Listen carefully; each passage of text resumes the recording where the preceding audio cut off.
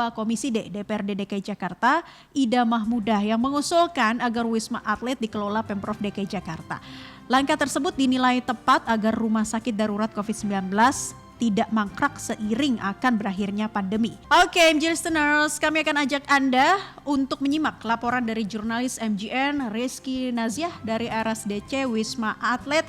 Halo Rizky, bagaimana pantauan terkini di RSDC Wisma Atlet saat ini? Bisa Anda informasikan? Ya, baik Naila. Jadi situasi terkini di RSDC Wisma Atlet Kemayoran Jakarta, situasinya sangat sepi dan tidak ada aktivitas dari pasien maupun tenaga kesehatan yang biasa berlalu lalang di sekitar Wisma Atlet Kemayoran ini. Dan tadi juga terdapat beberapa tenaga kesehatan yang tetap bersiaga untuk memantau jikalau memang ada pasien dari COVID-19 yang baru akan masuk ke Wisma Atlet. Jadi terdapat beberapa orang, ada sekitar 10 orang tadi tetap standby 24 jam di Wisma Atlet.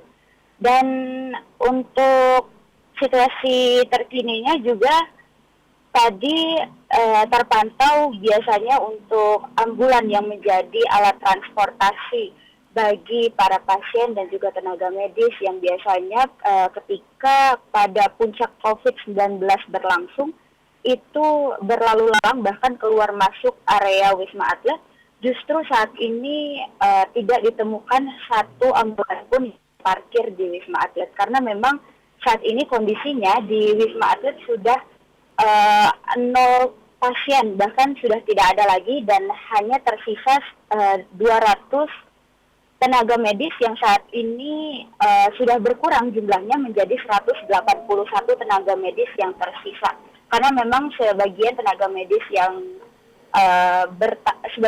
medis bertahan karena untuk tetap memantau perkembangan COVID-19 di Indonesia dan sebagian lagi memilih untuk berhenti karena memang terlihat sudah tidak ada pasien lagi yang berada di RSDC Wisma Atlet Kemayoran ini.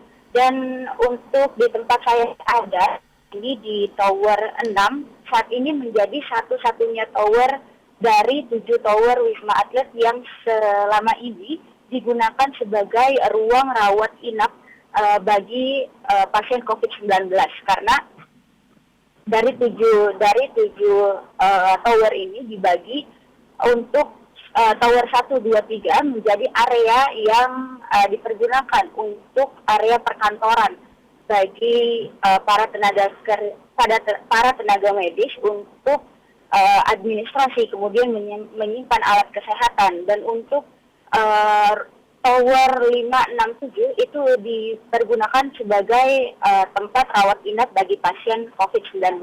Dan untuk area perkantoran di tower 1, 2, dan 3 tadi dari pantauan kami di lapangan Naila bahwa sudah tidak ada lagi satupun alat perkantoran yang tersisa karena memang untuk tower 1, 2, 3 kemudian 5 dan 7 itu sudah steril dan sudah dikosongkan sejak 31 Desember 2022 lalu.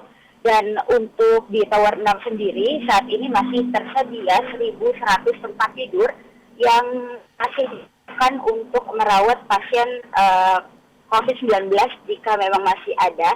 Namun hingga kini dari 1.100 tempat tidur itu tidak ada satupun yang terisi karena memang ini menandakan bahwa pandemi COVID-19 di Indonesia makin terkendali dengan baik. Dan untuk peralatan kesehatan juga masih lengkap berada di sana. Tadi sempat kami melihat dan berjalan-jalan di sekitar Wisma Atlet, terdapat alat kesehatan, kemudian masker, kemudian sarung tangan, ventilator, alat rapid test, dan juga baju petugas tenaga medis yang memang masih sangat banyak dan tidak terpakai di Wisma Atlet tersebut. Naila. Baik, jadi sudah 0 pasien begitu ya, ini menandakan memang pandemi akan segera berakhir. Tadi juga Anda sudah menjelaskan fungsi-fungsinya, sejumlah tower di RSDC Kemayoran saat ini sebagai apa. Terima kasih atas laporannya, jurnalis MGN Rizky Naziah. Selamat bertugas kembali.